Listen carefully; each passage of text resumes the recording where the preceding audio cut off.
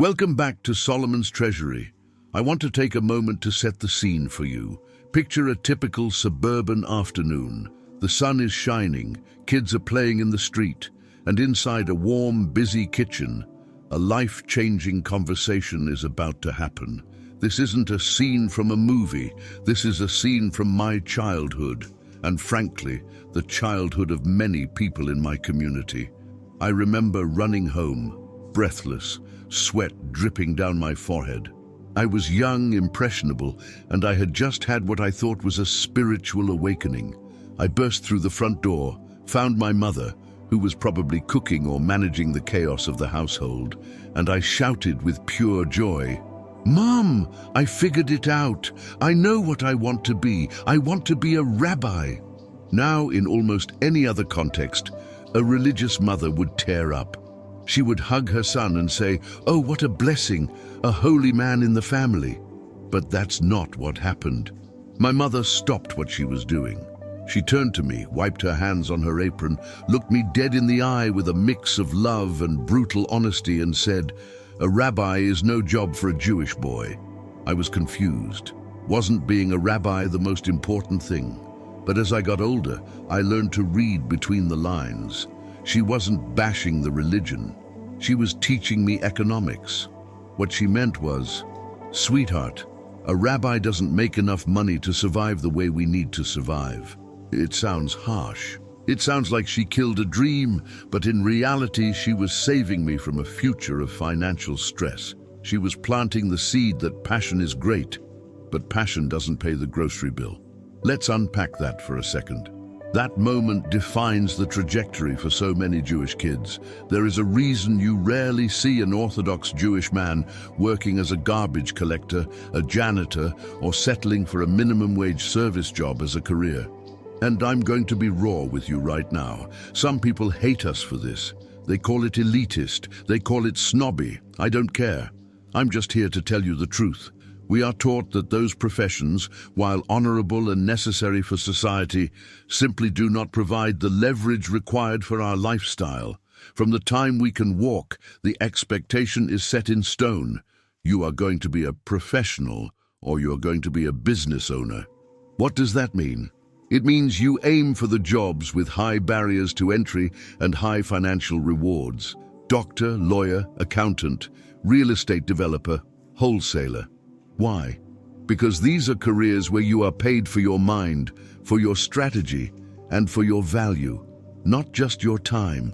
We are taught to decouple time from money as early as possible. If you are trading hours for dollars at a low rate, you are losing the game before you even start. It's not about looking down on manual labor, it's about looking up at the cost of living. Now, this is the part where the internet trolls usually come out. Oh, the Jews and their money. They are just greedy. Let me stop you right there. That is a lazy, ignorant take. The drive for financial success in our community isn't about buying a gold-plated Ferrari or wearing a Rolex to show off at the club. The drive comes from a place of survival.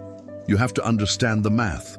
Being an observant Jewish person is exponentially more expensive than the average lifestyle. First, you have the family size.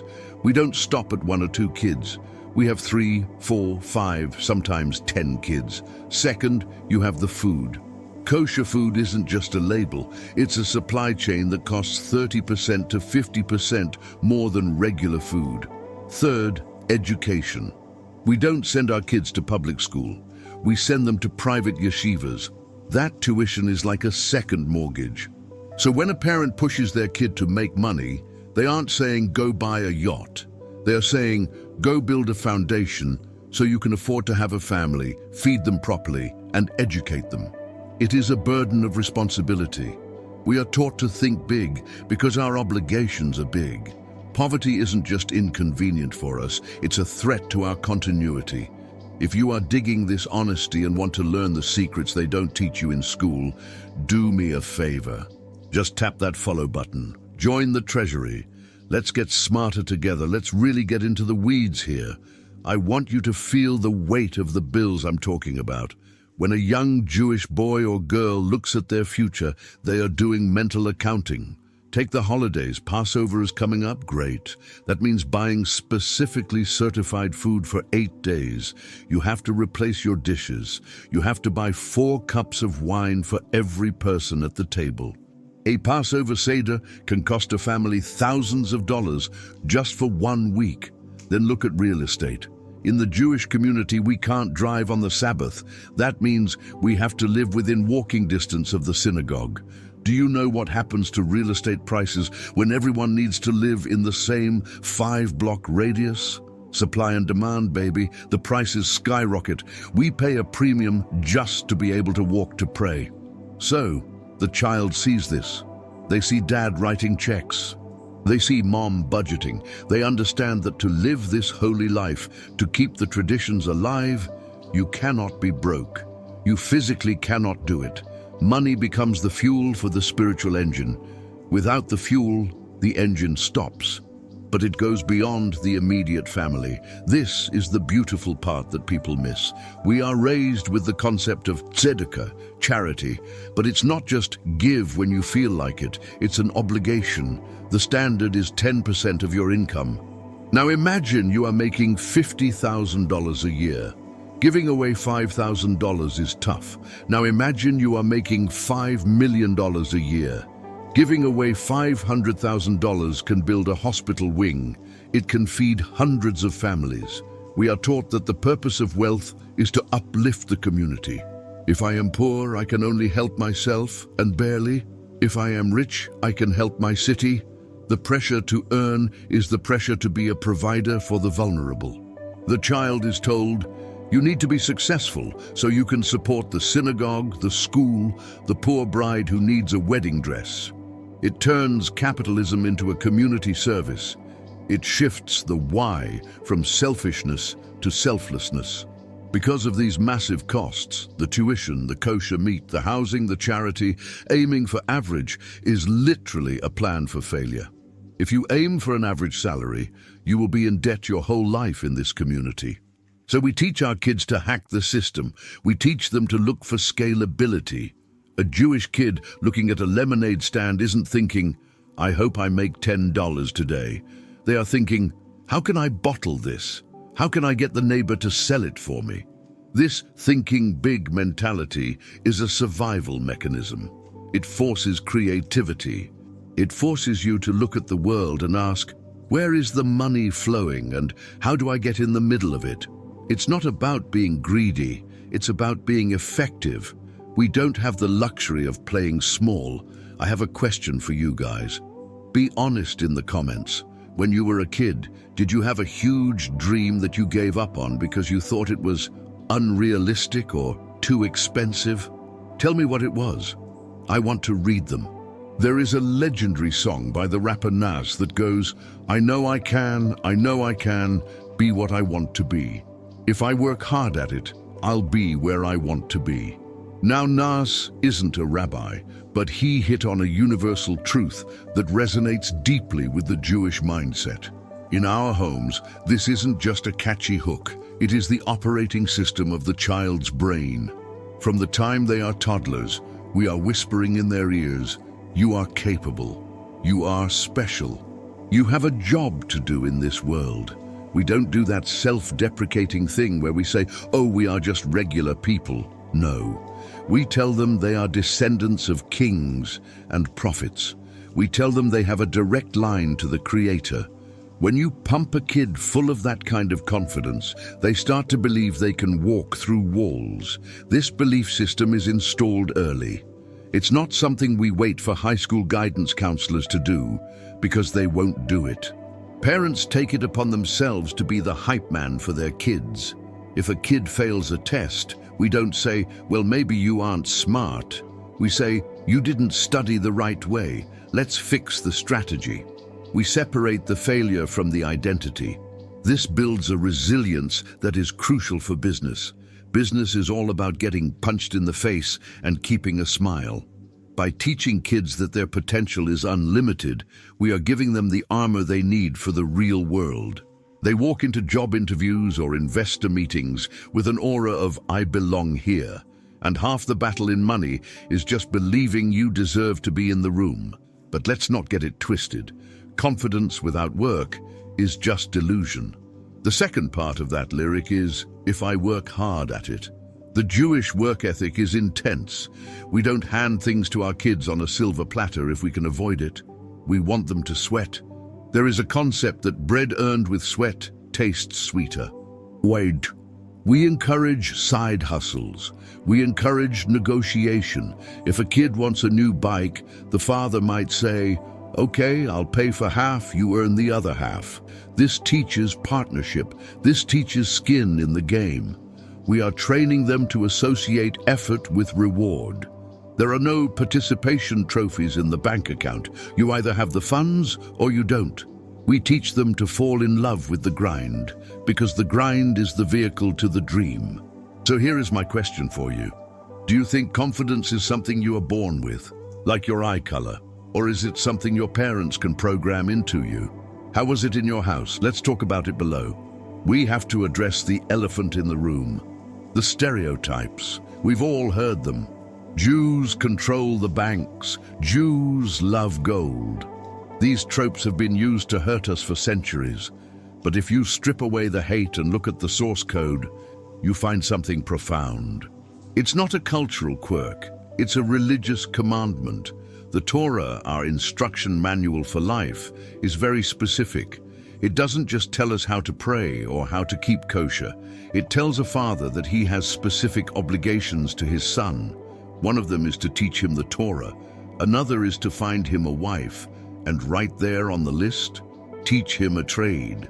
Think about that. God is telling you, hey, make sure your kid can pay the bills. It elevates career counseling to a spiritual act. It's not separate from being religious, it's part of being religious. The ancient texts go even further, and this is where it gets heavy. It says, he who does not teach his son a trade teaches him to steal. Wow, let that sink in. The logic is brutal, but flawless. If a child cannot support himself, if he cannot put bread on the table through honest work, hunger will eventually take over, desperation will take over, and a desperate man will do anything to survive, including theft. So the parent who neglects their child's financial education is morally complicit in their future crimes. That is a terrifying thought for a Jewish parent. It lights a fire under them. They aren't just teaching math, they are saving their child's soul from the degradation of poverty and crime. This is why we are so obsessive about it. We are trying to create independent, upright citizens. This brings us to the balance. We don't worship money, we worship God, but we use money to serve God. It's like a hammer. You can use a hammer to build a house for the homeless, or you can use a hammer to hurt someone. The hammer is neutral. Money is neutral. We teach our kids that money is energy. It's a certificate of appreciation from society for value delivered. If you have a lot of it, you can do a lot of good. You can fund research, you can build schools, you can feed the hungry. Poverty is not seen as a virtue in Judaism. Poverty is seen as a restrictive state that stops you from reaching your full potential. We want our kids to be powerful so they can do powerful good. I'm curious, do you agree with that ancient text?